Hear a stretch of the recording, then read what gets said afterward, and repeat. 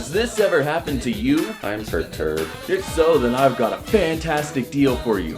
Hi, don't mind me, I'm just an infomercial presenter type, and I'm here to present to you Not Giving a Fuck. With Not Giving a Fuck, those little annoyances will turn into this. I'm emotionally suppressed. But don't take our word for it, listen to these testimonials from real customers. I didn't care enough to write a testimonial. This makes me feel no negative emotions. Did you say something? And for only $19.99, you too can not give a fuck. Don't wait. Order today. Not Giving a Fuck is a registered trademark and copyright. Not Giving a Fuck is patented in the US, Canada, Mexico, EU, and patent pending in Brazil. Not Giving a Fuck should not be used by men, women, children, dogs, cats, or mice. Please consult your doctor or priest before use. Not Giving a Fuck is currently engaged in ongoing litigation with Who Gives a Shit Incorporated. We are legally required to offer financial compensation to users of Not Giving a Fuck located in the state of Utah. Not Giving a Fuck should not be used after midnight. Please consult your doctor or priest before. I already said that one. Not Giving a Fuck may contain trace amounts of peanuts. Well, that works so well that I don't even care that I got ripped off. And I think I'm finally numb enough to play Watch Dogs Legion. Everyone has those little things that just set them off, like when people chew gum too loud or when they get shot. What the hell, man? When you spend a lot of time playing video games, you'll inevitably develop a few gaming pet peeves. Little annoyances, not enough for you to throw the game in the trash and write a scathing review, just enough to make you go, come on. For example, games that only use autosaves. Now, autosaves are great and all. It's nice to know that if the power goes out or something like that, you'll at least have most of your progress saved. But call me paranoid if you like, I don't want to rely on them. I'll always drop a manual save before I stop playing, just in case the autosaves fell asleep or something. But then some games will just force you to rely on autosaves only, and they won't even give you the option to save manually. You're just expected to trust that you've been taken care of. What's worse is when you try to quit some of those games and they'll warn you that any unsaved data will be lost. What the hell do you want me to do about it? It's like they're holding your data hostage. And speaking of quitting games, it bugs me when games on PC don't have a quit to desktop option. This is thankfully becoming less common, but for a while a lot of games would make you quit to the main menu, wait for the main menu to load, then finally let you quit to desktop. The Dark Souls games were extra bad for this, since once you got to the main menu, it would go through the whole song and dance of reconnecting to the server before it would let you quit.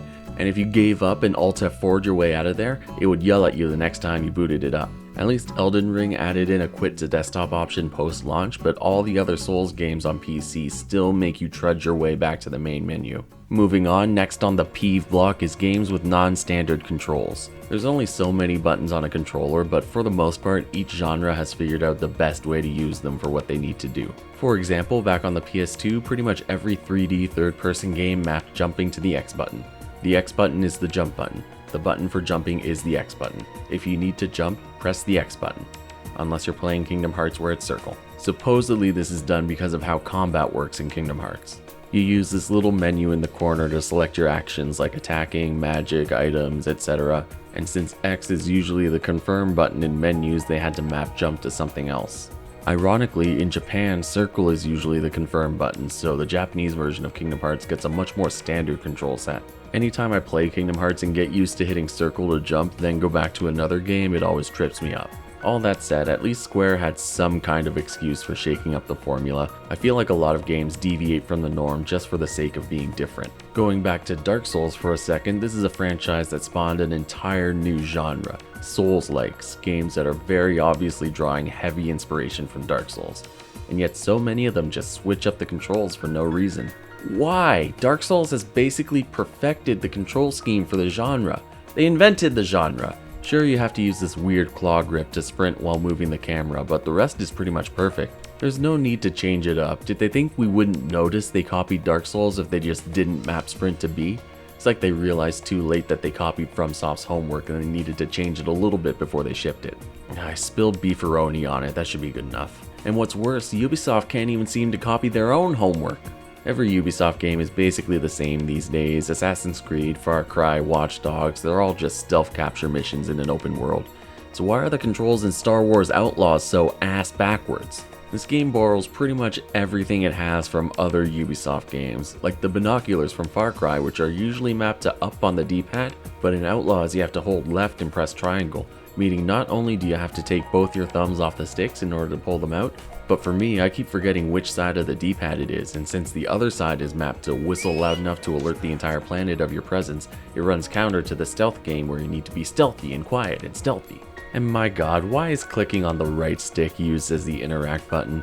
Even after several hours in this game, I still can't get used to that because of how asinine a choice it is. And speaking of controls, I'm sick of Nintendo and Sony packing so much useless tech into their controllers. DualSense controllers are like $100 in Canada, all because the dual analog sticks and trigger buttons are ergonomically designed to give you a greater sense of control, the dual vibration motors put you right in the game, and the capacitive touchpad gives you new ways to control your games.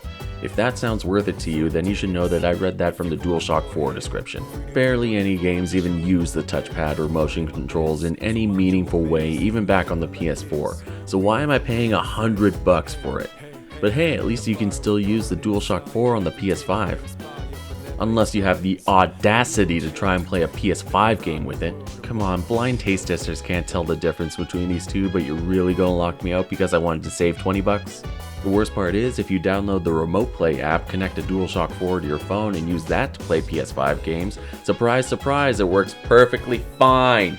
I think the main problem is, while things like the touchpad and motion controls are cool, and talented game designers could definitely come up with some truly interesting ways to use them, doing so would lock them out of going multi-platform.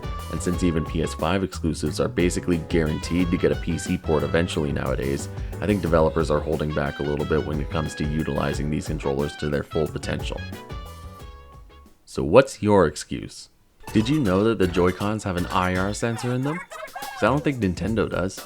There's a grand total of 11 games that actually use it, and frankly that's more than I thought. Shockingly, Nintendo seems to have a similar problem where despite being allergic to the word multi-platform, they just seem to have no idea how to use their proprietary tech. Early on in the Switch's life, there were a couple of pretty cool mini games with the IR camera, so everyone was like, cool, what else you got? And the response from Nintendo was, I don't know, you figure it out. Every time I see Nintendo show off the Switch 2's mouse controls, I can't help but get a similar feeling of, hey, that's neat, I can't wait to see it used once and that's it. Also, fun fact, you can just plug a mouse into the Switch already, it just works. Coincidentally is supported by the exact same number of games as the IR sensor. Nintendo's done a little better than Sony at implementing motion controls at least. I have mixed feelings about how the always-on motion control feels in Splatoon, but I do really like how it feels in Zelda's X of the Y duology. And I feel like these make a case for implementing motion controls into more games. Unfortunately, once again, the lack of widespread motion controllers on Xbox and PC means developers are hesitant to implement that sort of thing. I'm not saying I want innovation to stop entirely when it comes to controllers. For sure, let's see what works. But if there's one request that I can make of a controller that costs $100, it's that it didn't fucking break after 30 minutes. Sony and Nintendo have one thing in common, and it's that their controllers are lousy with joystick drift. All because they still insist on using these potentiometer-based sticks, which for some reason seem to wear out faster and faster each generation. How the hell is it that a PS2 controller older than most of the people watching this can still work just fine, while a DualSense will wear out after like a year? And we have the technology to fix this. Hall effect sticks are basically drift-proof and are barely any more expensive. Hell, even GameStop is making controllers with Hall effect sticks, but somehow they're too rich for Sony's blood? Come on. You know what else really pets my peeve? Shimmying through cracks in the wall. So it's no secret that loading screens are annoying. The last thing anyone wants to do while playing a video game is sit and wait patiently. That's why devs have been doing whatever they can to try and hide them. Whether it's Ratchet & Clank showing a few canned animations of the ship flying through space, the infamous Mass Effect elevator, or Jak and Daxter tying your shoelaces together. It all serves the same purpose. Tricking you into thinking you're doing something other than waiting for the game to load. Starting around the end of the PS3 360 generation, we started to see a lot of cracks and rubble to slowly shimmy through instead. And I've got to be honest, I've always hated it. Sure, the first time it seemed like a clever way to hide some loads, but after the fourth or fifth time I got real tired of it. And now just about every game wants to find some excuse to jam us into a crack. It's barely even necessary to hide loads anymore. Final Fantasy VII Rebirth loads like it's trying to jump scare you, but it'll still force you into a crevice just for fun. And while I'm bitching about modern games, why are they all so fucking dark? Lighting engines have made some incredible leaps and bounds, giving us these stunning scenes and breathtaking views, only for the game to send you down into some dark ass basement where you can't see shit. So you go into the settings and you pump up the brightness so you can actually see anything, and then you end up getting flashbacks when you go back outside. In the meantime, if I get tired of that, I could always go look for a bright, colorful indie game instead, once I sift through all the slop. Now, I'm far from the first or last one to point out how much bullshit there is flooding digital storefronts. Every platform is just inundated with all this low-effort shovelware to the point where it can be tough to find anything actually worth playing. This kind of thing was already a problem, but then a couple years ago, AI hit the scene and all bets were off. You can barely open the eShop on the Switch without seeing one of these Stable Diffusion ass cats staring you in the face with its fake ass calculating eyes. This cat's trying to take my job. And listen, I get the appeal of AI. Finally, the billionaires of Silicon Valley have managed to democratize creativity. Now anyone can be a cool artiste without any of that bougie talent or discipline or years of practice and hard work. Technology's incredible. I was even able to generate an image of myself if I didn't give a shit about AI.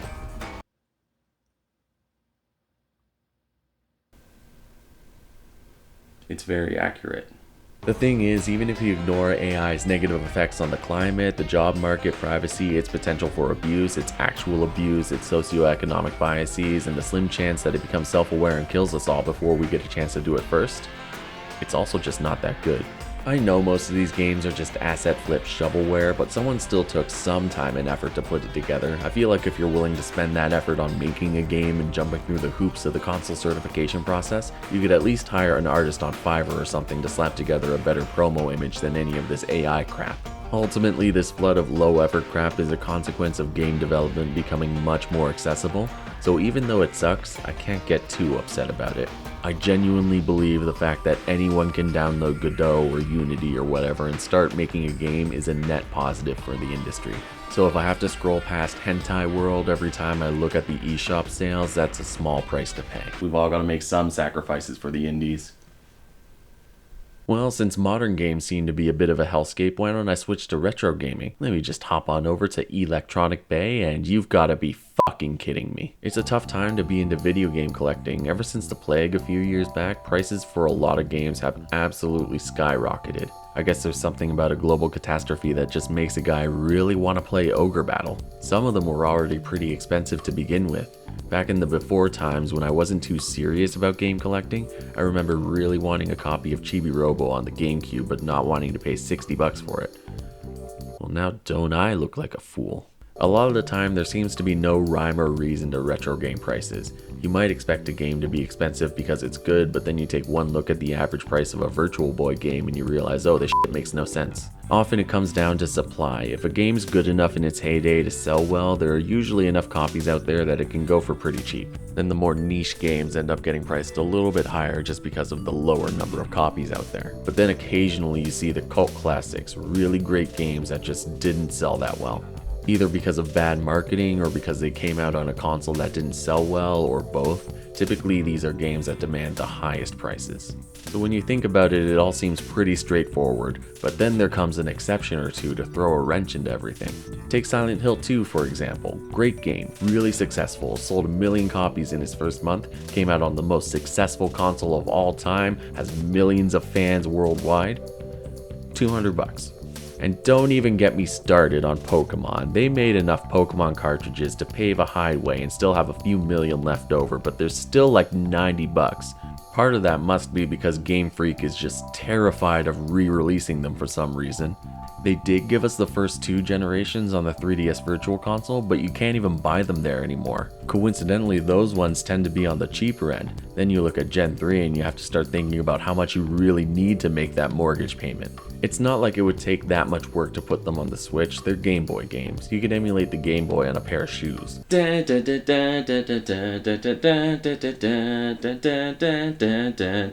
I could go on, but the truth is, most of this crap doesn't matter. It's easy to get caught up on those little things that bug you, but it's important to remember to look at the good things too. Sure, no game is perfect, but a couple tight squeezes or weird control schemes aren't going to stop me from coming back to them. When you're passionate about something, you want to see it reach the highest height possible so the flaws start to stand out. But at a certain point, you have to realize that good enough is good enough. Oh, I can feel myself starting to give a fuck. I better take another hit of... Damn it, not again.